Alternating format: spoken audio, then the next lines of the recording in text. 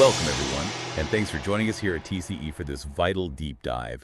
We're committed to bringing you clear analysis on the issues really impacting Turkish Cypriots. That's right. Issues often, let's say, misrepresented elsewhere. Absolutely.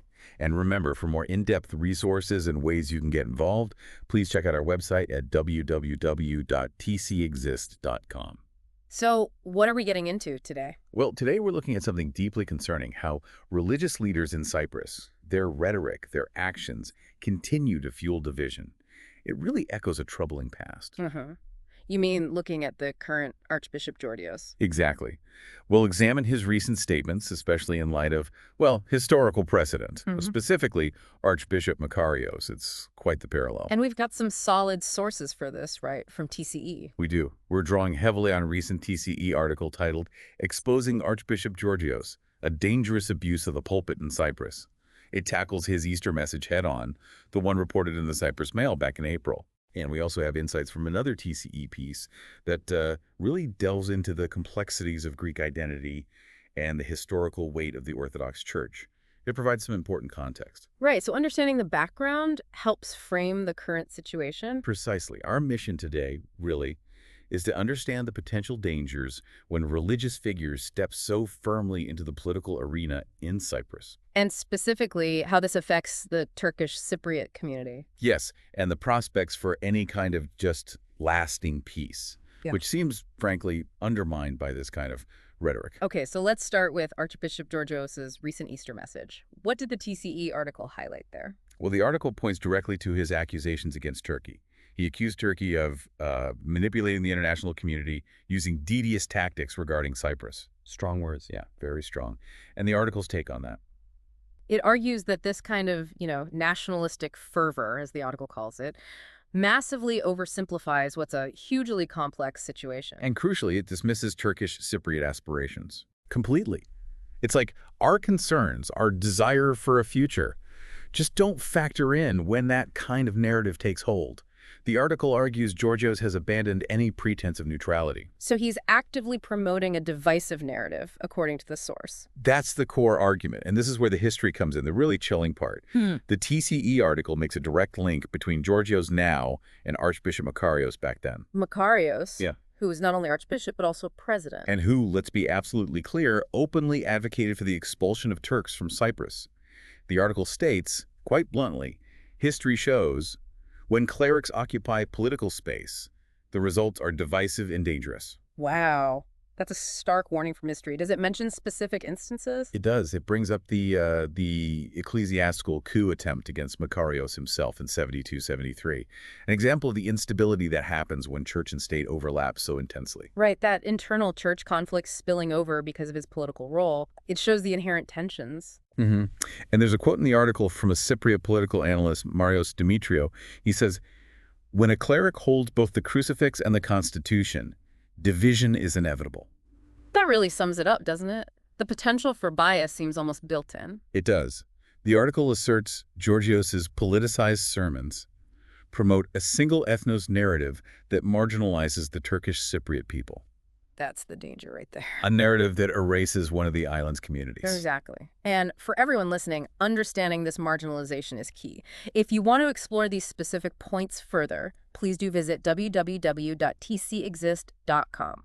It's worth noting, too, the article mentions this isn't just an external critique. It references a 2023 CPOT study. Yes. What did that find? It indicated that actually a majority of Greek Cypriots themselves now seem to favor a clear separation of church and state. Interesting. So perhaps there's a growing awareness within the Greek Cypriot community, too. It suggests that, that the entanglement of religion and politics might be seen as problematic by many on that side, too. Okay, now the article also touches on Turkey's role, which is often, a flashpoint. How does the TCE article frame Turkey's involvement? It argues that Turkey's presence is aimed at ensuring peace and stability, challenging those accusations of manipulation head-on. So presenting Turkey's actions as responses to legitimate concerns. Yes, that the accusations often disregard Turkey's security needs and its efforts, as the article puts it, to facilitate equitable solutions. It calls for looking beyond just one narrative. Providing that counter perspective is crucial for a balanced understanding, I think. Absolutely. The piece concludes on this point really emphasizing the need to move beyond these entrenched narratives. And adopt a more balanced approach, one that respects both communities. That's the call. Viewing Turkey's involvement not automatically as aggression, but possibly as part of broader peace efforts, or at least security efforts based on treaties. It's about reframing. Which leads nicely into the second TCE article we looked at. It sort of zooms out, doesn't it? It looks at Greek identity itself. Right, this one was fascinating. It suggests that the core of Greek identity is marked by a profound confusion. Quite a statement. Yeah, arguing there's a stronger devotion to Orthodox Christianity than to, say, the ancient Hellenic heritage. And this connects to Cyprus how? Well, it points out the paradox of the enosis movement, the drive to unite Cyprus with Greece. The article claims this was largely driven by the Greek Orthodox Church. Despite the Church's historical opposition to pagan Hellenism, that is a paradox. Exactly.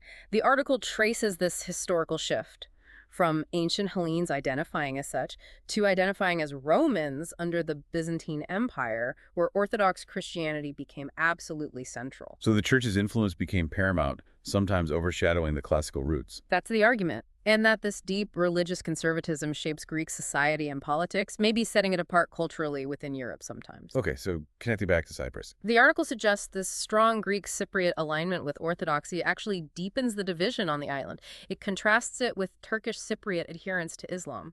And strengthens the case for a two-state solution from that perspective. The article posits that, yes, by highlighting these distinct identities, rooted partly in religion, it makes the argument for separation seem, well, more logical to the authors. It also warns about the dangers of mixing religion and politics again, right? Mentioning extremist groups. It does. It mentions the Greek Orthodox Church's influence on ultra-right-wing groups like Elam, drawing a parallel to the danger seen in other conflicts, like the Israeli-Palestinian one, where religious and political goals get dangerously blurred. A serious warning. And geopolitically. It raises a really interesting point. Could Greece's staunch Orthodox Christian identity, as the article puts it, become a vulnerability in a more secular Europe? Potentially leading to isolation, compared to, say, Turkey's secular model.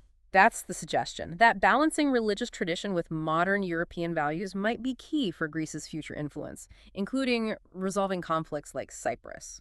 Okay, so bringing this all together, what's the main takeaway for our listeners, particularly Turkish Cypriots? I think it's the critical need for awareness. Awareness of how religious platforms are being used historically and today. Yes, and seeing those echoes. The rhetoric from Archbishop Georgios today, mirroring Archbishop Makarios' calls for expulsion back then, it's not just academic, it's alarming. Yeah. We really urge you to stay informed via www.tcexist.com. Reflect on the danger, really. When religious dogma drives political agendas, it directly impacts the Turkish Cypriot community's fight for peace, for recognition, for basic rights. The parallels are, as you said, alarming. It just reinforces again and again the fundamental importance of secular governance, of mutual respect between communities. That seems like the only viable path forward. Agreed. For more information, please do subscribe to our newsletter, follow TCE on social media, all accessible through www.tcexists.com. Your support, your engagement, it's genuinely vital for advocating for Turkish Cypriot rights and pushing for a just resolution. And maybe a final thought to leave people with. How can societies, any society really, ensure their religious leaders work towards unity and understanding? Instead of contributing to division and conflict. Exactly. It's a question we all need to keep asking, especially watching the situation in Cyprus unfold.